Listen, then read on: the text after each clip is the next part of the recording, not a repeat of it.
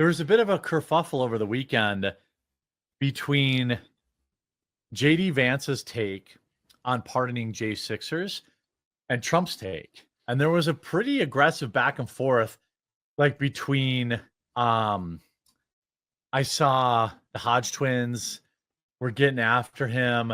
Did you see what that was all about, Hannah Claire? Well, I saw his comments. I will admit that I was at a wedding this weekend, so I was not as online as I maybe should have been. Yeah. But Lame. there's the debate with the J6ers is how many and who and in what order to pardon them. Like, does Trump enter the White House on day one, sign a blanket pardon for absolutely everybody who was convicted, anything related to January 6th, or does he do some kind of review? Would that take too long? Would that be fair? And I think Trump has stayed fairly consistent in this. He has generally said basically everyone will probably be pardoned, but he has pretty periodically suggested it would be a case-by-case review. He said that since Jump Street, I'm pretty sure. Yeah.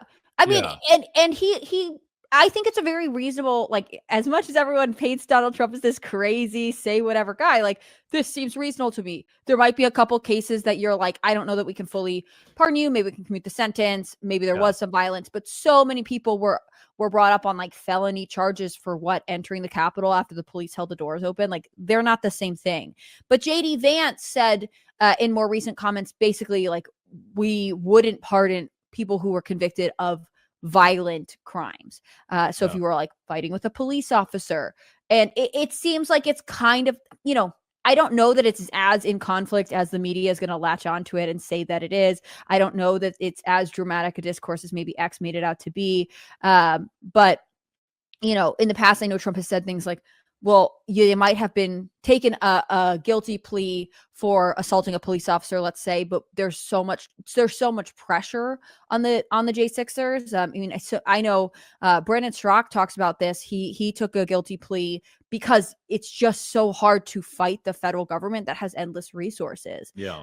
And I think there are people who, if they could do it again, they would maybe try harder to resist. But, you have finite financial resources. There's so much pressure. It's pressure on your family that, I guess, to me, the parallel is when Joe Biden blanket pardons everyone who has a possession charge for marijuana. And you're like, but was that pled down from something that was violent? In this case, are these violence charges pled up, and should they be considered? And that's, again, where I go back to the Trump's initial statements of being like, we'll do a case-by-case review, but the majority of people will probably get pardoned.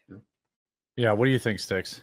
I agree completely. I think that, generally speaking, I'm hoping that Donald Trump is already looking into these cases. Yeah. Look at the facts before you even get into office. And on Inauguration Day, and he's pledged to do this on day one, and my hope is that he follows through with the pledge, that he would pardon the J6ers, generally speaking. It does have to be case by case, because there are some people there that legitimately committed crimes, vandalism and stuff like that. I would commute, if I was Trump, I would commute their sentences anyway, though, because some of these people have been in jail for 2 years now, 3 years. Yeah. They've been in jail for an extended period of time. They've already served their sentence. Some of these people have been in solitary for months at a time. Mm-hmm. The U.S. Marshals literally looked into the conditions in the prison.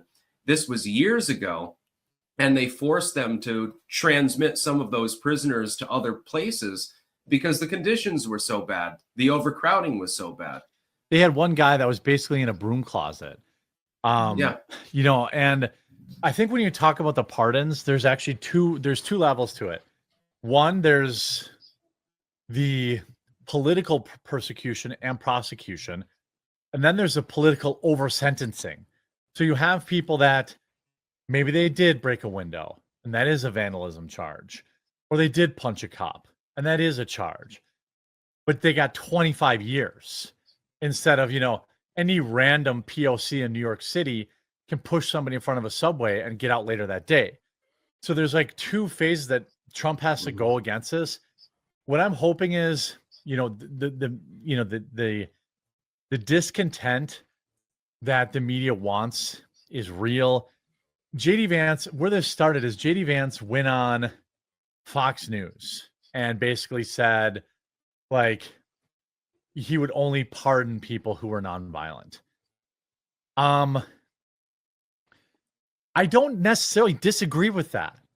If you were also charging the left for all their free Palestine crap, when they, at NYU, they literally held a janitor hostage in one of those buildings. That should be kidnapping charges. None of those kids got any charges.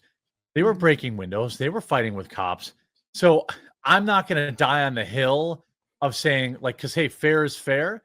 You didn't charge them, so you shouldn't charge these people. But in my opinion, this may be unpopular, but both people should be charged. If you're committing acts of, if you're burning down buildings, you're breaking windows, you're, doing that stuff, there should be a penalty to that, but it shouldn't be unevenly applied.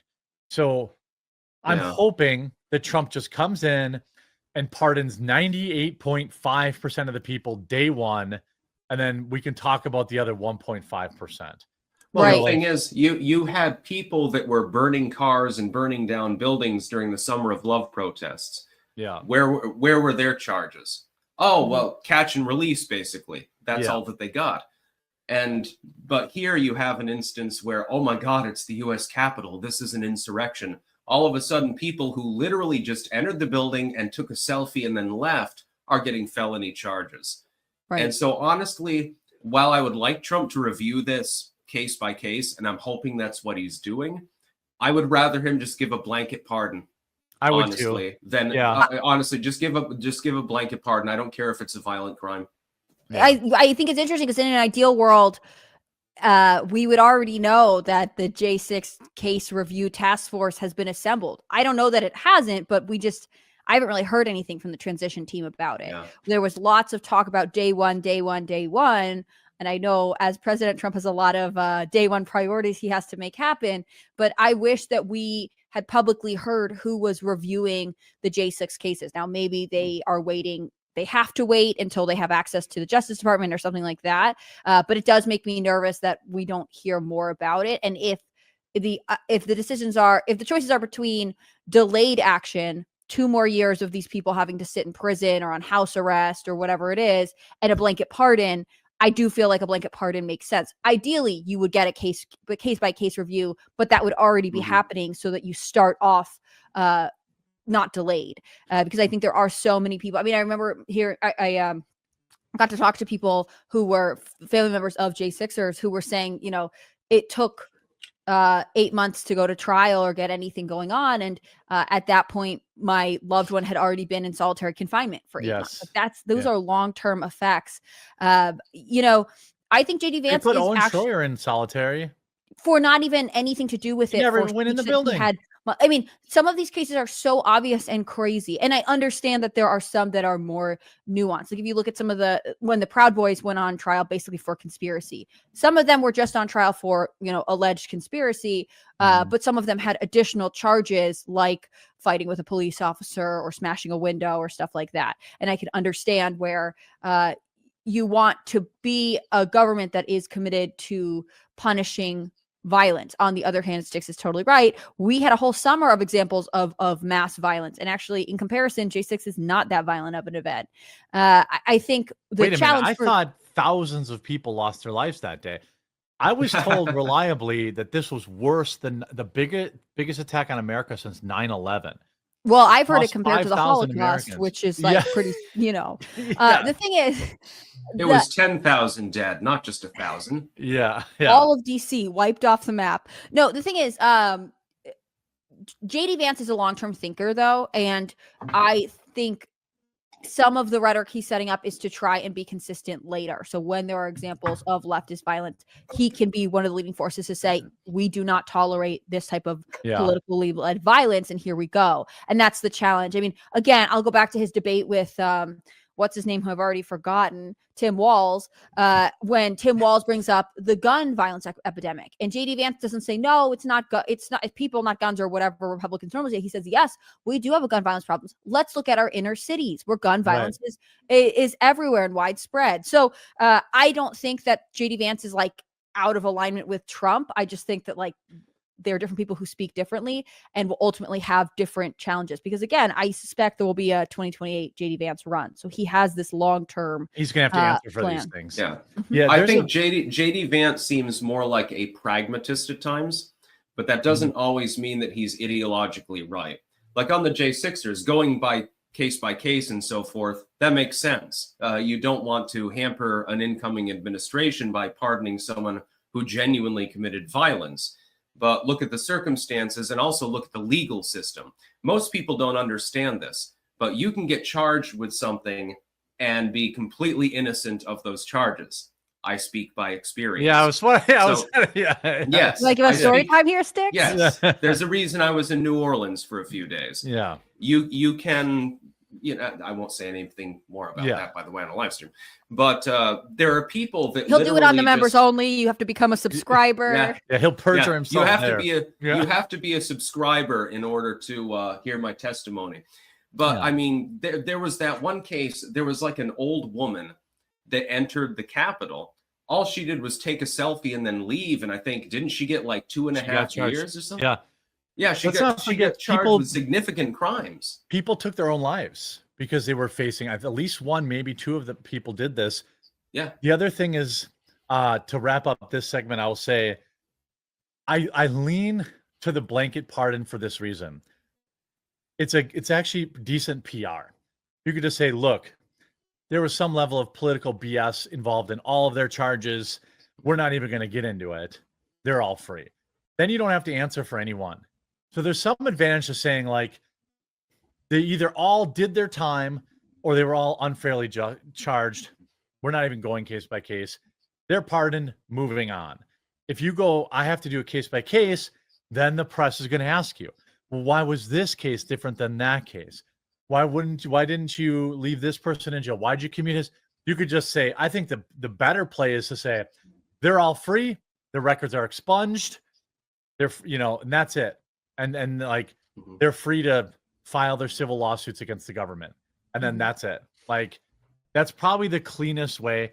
We're really talking about maybe 3 exceptions to the rule of the roughly 100 people that are, you could maybe say, okay, Enrique's a little different case.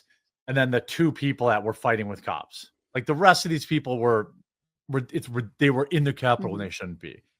Yeah. What a terrible crime.